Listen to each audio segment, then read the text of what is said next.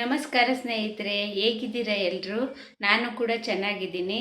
ನಾನಂತೂ ಇವತ್ತು ನನ್ನ ವಿಡಿಯೋದಲ್ಲಿ ಗೆಣಸಿನ ಪಲ್ಯ ಹೇಗೆ ಮಾಡೋದು ಅಂತೇಳಿ ತೋರಿಸ್ಕೊಡ್ತಾ ಇದ್ದೀನಿ. ನಾವು ನಿನ್ನೆ ದಿನ ಗೆಣಸನ್ನ ಬೇಯಿಸಿದ್ವಿ ಮನೆಯಲ್ಲಿ. ಅದು ಹಂಗೆ ಉಳ್ಕೊಂಬಿಟ್ಟಿತ್ತು. ಮಕ್ಕಳೆಲ್ಲ ಹಾಸ್ಟ್ಲಿಗೆ ಹೋಗಿದ್ದಾರೆ. ವೇಸ್ಟ್ ಆಗಿಬಿಡುತ್ತೆ, ಯಾಕೆ ಮನೇಲಿ ಯಾರೂ ತಿನ್ನಲ್ವಲ್ಲ ಅಂಥೇಳಿ ಅದು ಗೆಣಸಿನ ಪಲ್ಯ ಮಾಡೋಣ ಅಂಥೇಳಿ ಯೋಚನೆ ಮಾಡಿ ಮಾಡ್ತಾಯಿದ್ದೀನಿ. ಅದು ಫಸ್ಟ್ ಟೈಮ್ ನಾನು ಕೂಡ ಮಾಡ್ತಾ ಇರೋದು. ಹೇಗೆ ಮಾಡ್ತೀನಿ ಅಂತೇಳಿ ಈ ವಿಡಿಯೋದಲ್ಲಿ ತೋರಿಸ್ಕೊಡ್ತೀನಿ, ದಯವಿಟ್ಟು ನೋಡಿ. ಅದಕ್ಕೂ ಮುಂಚೆ ನನ್ನ ವಿಡಿಯೋಗಳನ್ನ ಯಾರೆಲ್ಲ ನೋಡಿಲ್ಲ ಅವರೆಲ್ಲ ದಯವಿಟ್ಟು ನನ್ನ ವಿಡಿಯೋ ನೋಡಿ ಸಬ್ಸ್ಕ್ರೈಬ್ ಮಾಡಿ, ಶೇರ್ ಮಾಡಿ, ಲೈಕ್ ಕೊಟ್ಟು ಸಹಕರಿಸಿ ದಯವಿಟ್ಟು. ನಾನು ಪಲ್ಯ ಮಾಡೋದಕ್ಕೆ ಏನೇನು ತಗೊಂಡಿದ್ದೀನಿ ಅಂತೇಳಿ ತೋರಿಸ್ತೀನಿ. ಮೊದಲಿಗೆ ನಾನು ಕರಿಬೇವು ತಗೊಂಡಿದ್ದೀನಿ, ಕೊತ್ತಂಬರಿ ಸೊಪ್ಪು ತಗೊಂಡಿದ್ದೀನಿ, ಎರಡು ಹಸಿಮೆಣಸಿನ್ಕಾಯಿ ತಗೊಂಡಿದ್ದೀನಿ, ಇದು ಈರುಳ್ಳಿ, ಇದು ಟೊಮೊಟೊ, ಇದು ಬೇಯಿಸಿ ಸ್ವಲ್ಪ ಹಚ್ಕೊಂಡಿದ್ದೀನಿ ಗೆಣಸನ್ನು, ಮರಗೆಣಸಿದ್ದು. ಇಲ್ಲ ಬೇಯಿಸ್ತಲೇ ಮಾಮೂಲಿ ಹಸಿ ಗೆಣಸನ್ನೇ ಎಲ್ಲ ಕ್ಲೀನ್ ಮಾಡಿಕೊಂಡು ಸಣ್ಣ ಸಣ್ಣ ತುಂಡು ಮಾಡ್ಕೊಂಡಾಗಲಿ ಮಾಡ್ಬೋದು. ಈಗ ಬಾಣಲಿಗೆ ಎಣ್ಣೆ ಬಿಟ್ಟಿದ್ದೀನಿ, ಸ್ಟವ್ನ ಹಚ್ಕೊಂಡಿದ್ದೀನಿ.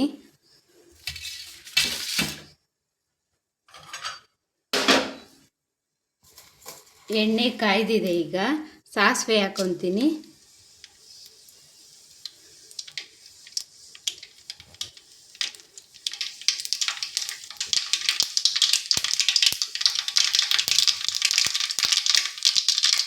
ಸಾಸಿವೆ ಚಟಪಟ ಅಂತೇಳಿ ಸಿಡಿದಿದೆ. ಈಗ ಕರಿಬೇವಿನ ಸೊಪ್ಪನ್ನ ಹಾಕ್ಕೊತೀನಿ. ನಾನೀಗ ಈರುಳ್ಳಿ ಹಾಕ್ಕೊತೀನಿ.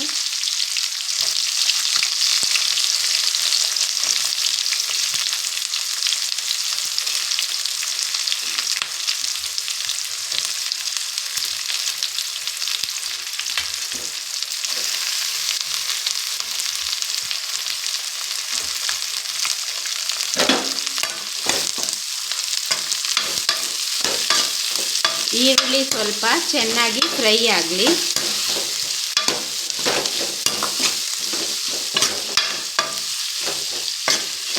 ಈ ವಿಡಿಯೋದಲ್ಲಿ ಮೆಣಸಿನ್ಕಾಯಿ ಹಾಕೋದು ಸ್ಕಿಪ್ ಆಗಿದೆ, ದಯವಿಟ್ಟು ಕ್ಷಮಿಸಿ.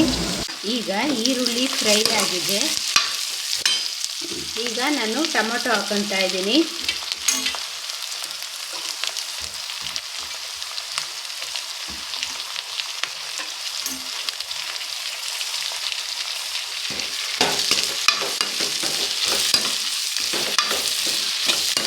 ಟೊಮೊಟೊ ಹಂಗೆ ಚೆನ್ನಾಗಿ ರೋಸ್ಟ್ ಆಗಬೇಕು.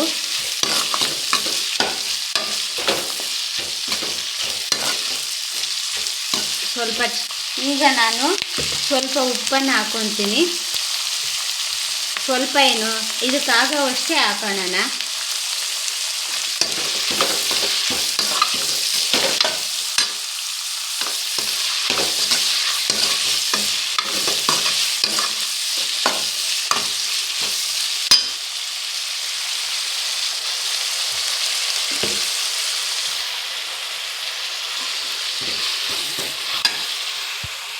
ಇದಕ್ಕೆ ಸ್ವಲ್ಪ ಅರಿಶಿನ ಪುಡಿ ಹಾಕ್ಕೊತೀನಿ. ಸ್ವಲ್ಪ ಹಂಗೆ ಮಿಕ್ಸ್ ಮಾಡಬೇಕು.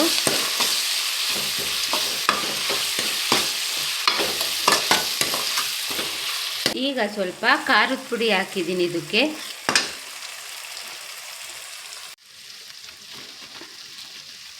ಸ್ವಲ್ಪ ಮಾಮೂಲಿ ಅಡುಗೆ ಮಸಾಲೆಗೆ ಯೂಸ್ ಮಾಡ್ತೀವಲ್ವ, ಮಸಾಲೆ ಪುಡಿ ತಗೊಂಡಿದ್ದೀನಿ.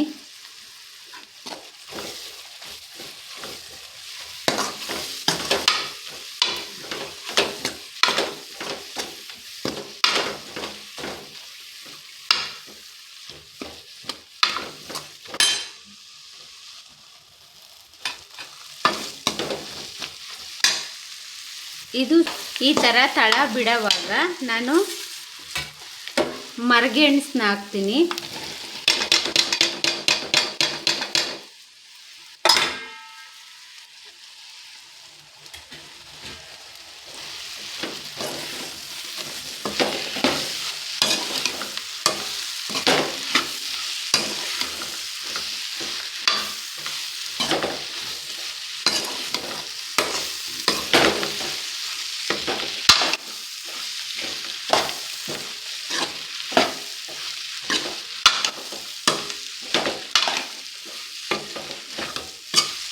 ನಾನು ಆಲ್ರೆಡಿ ಉಪ್ಪು ಎಷ್ಟು ಬೇಕೋ ಅಷ್ಟು ಆಲ್ರೆಡಿ ನಾನು ಟೊಮೊಟೊ ಬೇಯೋವಾಗ ಹಾಕಿದ್ದೆ.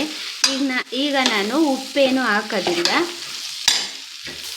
ಸ್ವಲ್ಪ ಕೊತ್ತಂಬರಿ ಸೊಪ್ಪು ಹಾಕ್ಕೊತೀನಿ.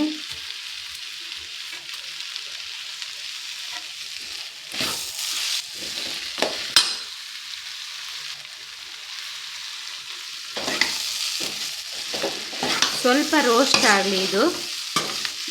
ನಾವಿದನ್ನು ಹೀಗೆ ಡ್ರೈ ಥರ ತಿನ್ಬೋದು, ಇಲ್ಲ ಅಂದರೆ ಸ್ವಲ್ಪ ನೀರು ಹಾಕಿ ಕುದಿಸಿ ತಿಂದರೆ ತುಂಬ ಚೆನ್ನಾಗಿರುತ್ತೆ.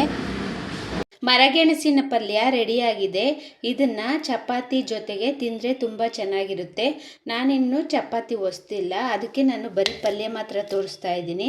ಓಕೆ ಸ್ನೇಹಿತರೆ, ಬಾಯ್.